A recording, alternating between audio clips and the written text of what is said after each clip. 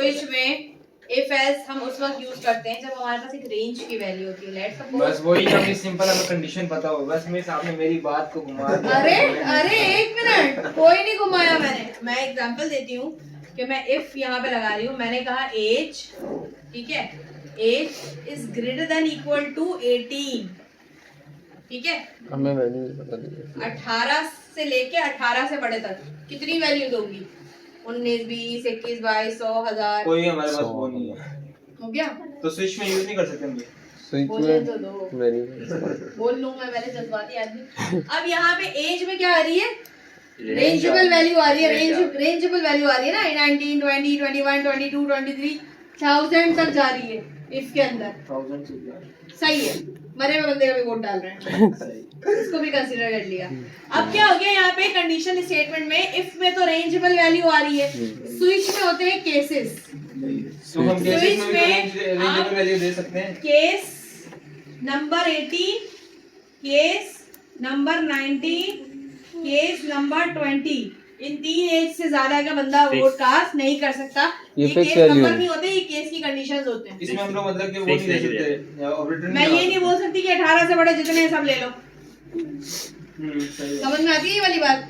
और इसमें मेमोरी कम कंज्यूम होती है, उसको चेक नहीं करना पड़ता। उसको पता है यूजर आईडी 18 है, पासवर्ड 19 है, दैट्स इनफ। मैं ये नहीं बोल सकती एडमिन से बड़ा जितना है सब ले लो,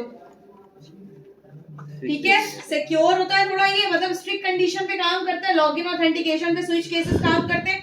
इसके अलावा जहाँ फिक्स बेस कंडीशंस होती है ना, जहाँ आपको पता है भाई यही होना है, इससे ज्यादा आगे पीछे नहीं होना। बात तो वही आ गई ना, कंडीशन नहीं, पता है बिल्कुल हम भी स्विच केस यूज बिल्कुल करेंगे भी ना। नहीं। मतलब कंडीशन पता है, देखें हमें पता है ना कि अगर यहाँ यही वैल्यू आ सकती है, फिक्स करी है हमने। फिक्स कंडीशन बोलो ना। तो आप मेरी बात को समझ रहे नहीं, हैं? मैं नहीं समझी थी तुम्हारी बात। मैंने आपको इतने क्लियर अल्फाज में 2 लाइनों में पूरा समझा दिया। सीरियसली मैं नहीं समझी तुम्हारी बात को। अब यहाँ ये चीज समझ में आई कि इफ के अंदर रेंजेबल वैल्यू आ सकती है। 18 से बड़े हैं तो 19, 20, 21 किसी पे भी टच हो सकता है। तो इस पे मेमोरी ज्यादा कंज्यूम होगी, प्रोसेसर ज्यादा चलेगा, आपका रैम ज्यादा। मेरा कहने का मतलब यही था। मैं समझ गया, बिल्कुल सही, यू वर करेक्ट। केसेस आ हाँ जाती भाई, है। अब समझ में आती है। तला को भी समझ में आती है, सबको आती है। लड़कियों Yes, आप तीनों को समझ आती है कि इफ और इसके बीच में क्या डिफरेंस है। फिर ये टर्नरी ऑपरेटर क्यों आया बबाल? कंडीशन, कंडीशन के बाद ट्रू, कॉलम, फॉल्स। ब्रेक भी करता है थोड़ी ना। राइटिंग गंदी है मेरी, समझ जाओगे। मैं लेफ्ट नहीं हूँ। ये लोग बच्चे हैं जी। नहीं बेटा, तू ज्यादा पढ़ लिख लेते ना, उनकी राइटिंग गंदी हो जाती है। डॉक्टर से नहीं रहती। डॉक्टर की राइटिंग ये क्या? कोशिश करी समझने की, मुझे आप प्रेडिक्ट किया था मेरे सर ने यार डॉक्टर बनेगी, लेकिन अनफॉर्चुनेटली मैं इंजीनियर बन गई। ये क्या है? वो आगे टाइप वाला है, बताओगे अभी। मुझे पता है कि आप लोगों को स्विच केस लगानी आती है, मुझे पता है आप लोगों को एरे बनाना आता है, आप लोगों को कलेक्शन बनाने आते हैं। मुझे ये भी पता है कि आप लोगों को ऑब्जेक्ट ओरिएंटेड प्रोग्रामिंग का कोड भी आता है। अभी एंगुलर में पढ़ा था हमने, लेकिन किसी को कॉन्सेप्ट याद नहीं होगा हुक का। ऑब्जेक्ट ओरिएंटेड पता है मिस, 2 बार पढ़ा चुकी हूँ, अब ये तीसरी बार पढ़ाऊंगी तुम लोगों को। तीसरी बार में हम पक्का कर लेंगे, लेकिन फिर भी आता है मिस।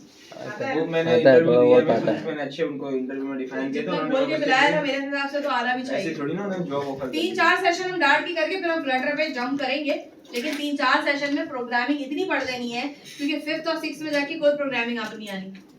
तो ये आखिरी प्रोग्रामिंग समझ के मुझे कोई आइडिया तो देना इस प्रोजेक्ट के लिए, .NET के प्रोजेक्ट के लिए। क्यों? मैं इस प्रैक्टिस कर रहा हूँ ना, PHP पे तो कर रहा हूँ, लेकिन .NET पे भी तो करनी है। बस ठीक है, उसको बनाओ ना शहीद का। नहीं मेरे को कोई बड़ा आइडिया नहीं, मैं मतलब खुद से बनाओ ना ये वाला। इसमें जो कर सकते हो करके दे दो उसको। इसमें मजा नहीं आया कोई हैवी।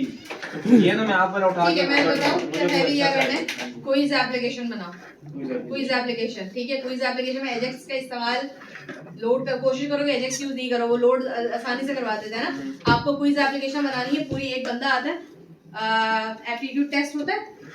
एप्टीट्यूड टेस्ट देखा है आप लोगों ने? एप्टीट्यूड टेस्ट बैठेगा एक बंदा, पहले एचआर सेलेक्ट करेगा, वो एचआर का टेस्ट देगा। एचआर सबमिट हुआ, नेक्स्ट टेस्ट लोड हो जाएगा, उसमें आईटी हो गया। उसके बाद वो दूसरा सेलेक्ट करेगा, आईटी के बाद मतलब मल्टीपल जनरल नॉलेज के हो गए। और जब सारे के सारे क्वेश्चंस आंसर्स वो दे चुका होगा, तो लमसम होकर उसका स्कोर आ जाएगा कि you are win, either you are enter और एग्जिट। सही है, बना लोगे? और किसी को चाहिए ऐसा प्रोजेक्ट जिसको .NET पे प्रैक्टिस करनी है? हम तो खुद ही जब बना तक डार्ट चल रही है, मैं अभी देने के लिए तैयार हूँ। डार्ट बता दे। डॉट नेट पे प्रैक्टिस क्योंकि करनी है मैं इसलिए मैं बता दे कर लेंगे। डॉट नेट पे प्रैक्टिस करनी है। वो कॉलेज का वो चल रहा है। क्या चल रहा है? स्प्रिंग क्या होता है? प्रैक्टिकल चल रहा है। नहीं वो लिस्ट है, एचआर का टेक्स्ट सबसे पहले आएगा। वो तो मैं ठीक बता है, रही हूँ, लेकिन उसमें जो उसके multiple- क्वेश्चंस होंगे वो तो हम ही खुद वो करेंगे। आप सीक्वेंस से कर ले, क्वेश्चन नंबर 1 पहले आ जाए, उसके मल्टीपल ऑप्शन आ जाए, आपको पता होना चाहिए कि सही आंसर क्या है। सही है। किसी और को प्रैक्टिस करनी है डॉट नेट की? सिंपलेस्ट प्रोजेक्ट क्या बनाना इसमें सबसे सिंपल प्रोजेक्ट डॉट नेट पे अगर आप लोगों ने नहीं अभी तक है, अच्छा है डार्ट के 6-7 सेशन है, बहुत अच्छा है, हमने निकाला। आप बनाएंगे एक सोशल मीडिया टाइप की एक एप्लीकेशन होती है जिसपे एक बंदा आएगा, लॉगिन करेगा, एक अपनी पिक्चर अपलोड करेगा, वो पिक्चर अपलोड होके मतलब होम पे चलेगी, नॉर्मली होम पे जो आ रही है, ठीक है। फिर उसका वो आप उसको अपडेट डिलीट भी कर सकते हैं, डिफरेंट पोस्ट जैसे फेसबुक पे शेयर करते थे, फोटो गैलरी समझ ले इसको। मैं आई, मैंने लॉगिन किया, लॉगिन करके फोटो गैलरी पे, और जो बंदा ऑलरेडी रजिस्टर्ड है उस ऐप में वो सारे उस फोटोज को देख सकता है। नॉर्मली अगर मैं फेसबुक की बात करूँ तो जो जिनकी आईडी बनी होती है फेसबुक पे वो देखते हैं।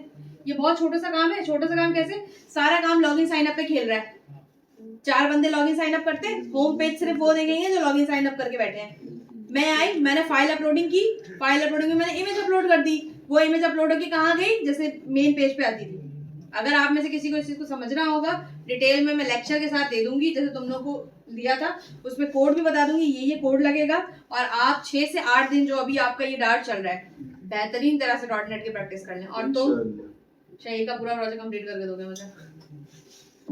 अगर किसी को बनाना है, सबसे आसान फोटो गैलरी है। जो बंदा लॉगिन करेगा वो अपनी फोटो अपडेट डिलीट इंसर्ट कराएगा, अपलोड, यानी कि जैसे हम फेसबुक पे करते थे, वो फोटोज होम पेज पे जाके डिस्प्ले होंगी। देखेगा कौन? जो रजिस्टर्ड यूजर होंगे। याद है जब हम ऐड टू कार्ट वाला बटन छुपा रहे होते थे, जब बंदा लॉगिन होगा उसको ऐड टू कार्ट का बटन दिखेगा, अदरवाइज नहीं दिखेगा। सही है। तो कैसे छुपा रहे होते थे? If user identity is not equal to null करके, याद आया? तो बेसिकली जो जितने रजिस्टर्ड यूजर होंगे उस प्लेटफॉर्म पे वो देख सकते हैं, बाकी और कोई नहीं देख सकता। ये सबसे आसान प्रोजेक्ट है डॉट नेट। सारा गेम इसमें पता है किस चीज का है? सारा गेम पता है इसमें किस चीज का है? सिर्फ लॉगिन ऑथेंटिकेशन का, बस। Image upload, image insert up delete तो आता होगा ना सबको, शो कराना भी आता होगा। आसान। तो मैं मुश्किल किया मैंने। आप बोलेंगे तो मैं स्पेसिफिकेशन भी दूंगी, पूरा ई प्रोजेक्ट आया है इसमें। बनाइए, थोड़ा आपको डॉट नेट की प्रैक्टिस हो, बाकी ऑथेंटिकेशन समझना है मुझसे समझ लें, आप लोगों को भी ऑथेंटिकेशन मसला है आप मुझसे समझ लें। बनाए फोटो गैलरी, बनाए 3-4 दिन में। जब तक ये देखो डार्ट की जो चीजें है ना वो क्लास में खत्म हो जाएगी। मेरा मकसद डार्ट के सिंटैक्स सिखाना नहीं है, मेरा मकसद आखिरी बार प्रोग्रामिंग जो हम पढ़ रहे हैं ना यहाँ पे। एक चीज पूछना है, जो डॉट नेट में पब्लिक, प्राइवेट, ये 5 टाइप के होते हैं। पब्लिक, प्राइवेट, प्रोटेक्टेड और डिफॉल्ट भी होते हैं ना। एक डिफॉल्ट होता है जिसको हम बाय डिफॉल्ट पब्लिक ही कहते हैं। पब्लिक, प्राइवेट, प्रोटेक्टेड और डिफॉल्ट, बस। 4 तो 3 ही होते हैं। मैंने सुना 5 होते हैं, 3 तो मेन होते हैं, पिलर होते हैं, मेन 3 होते हैं, 2 और भी होते हैं, एक और होता है डिफॉल्ट। हाँ ठीक है। यहाँ पे मेरा मकसद आपके जो आप लोगों ने 2 साल में पूरी प्रोग्रामिंग पढ़ी है ना उसका लमसम निकालना है। यहाँ पे लमसम मतलब एक बार रिकॉल करना है। सिंटैक्स सबको आता है, सिंटैक्स में सब प्रो है, कहाँ इफ एल्स लगेगा, कहाँ स्विच लगेगा, कहाँ ये लगेगा, सबको पता है। सिर्फ यहाँ वॉइड मेन का फंक्शन लगता है, एंगुलर में हमने वॉइड मेन का फंक्शन नहीं लगाया था। यूजर इनपुट देना बता दूंगी, वही किसी भी प्रोग्रामिंग के। लेकिन बेसिकली जब आप इंटरव्यू में बैठे तो आपको ऊप का कॉन्सेप्ट रटा हुआ होना चाहिए, आपको लूप के कॉन्सेप्ट रटे हुए होने चाहिए, आपको इफ एल्स कंडीशनल स्टेटमेंट रटा होना चाहिए। मैं पिछले 2 बार से बता चुकी हूँ कंडीशनल स्टेटमेंट में क्या डिफरेंस है। दोबारा तीसरी बार तुम लोगों को प्रोग्रामिंग पढ़ा रही हूँ मैं। शीशा पढ़ा दी, एंगुलर पढ़ा दिया, अब डार्ट। इसके बाद मर्ज स्टैक है, उसमें कोई प्रोग्रामिंग नहीं है। इसके बाद डेटा साइंस, वो बेसिक ये वाली प्रोग्रामिंग थोड़ी है। तो वो तो फिर सारी जावास्क्रिप्ट है ना, स्क्रिप्टिंग है ना। ये तो नहीं पढ़ाऊंगी ना मैं कंसोल हाँ प्रोग्रामिंग। जी, ये तो खत्म हो ये आखिरी है। क्या बेटा बेस माइनस स्टैक की बड़ी कहाँ जाना है? घर जाओगी? में आ गई सबको डिफरेंस क्या होता है समझ में आ गया सबको? कोई ऐसा इसको समझ नहीं आता? अभी स्टिल समझ नहीं आता? कोई सवाल है? आप लोग दोनों तलहा के बराबर में अब्दुल्ला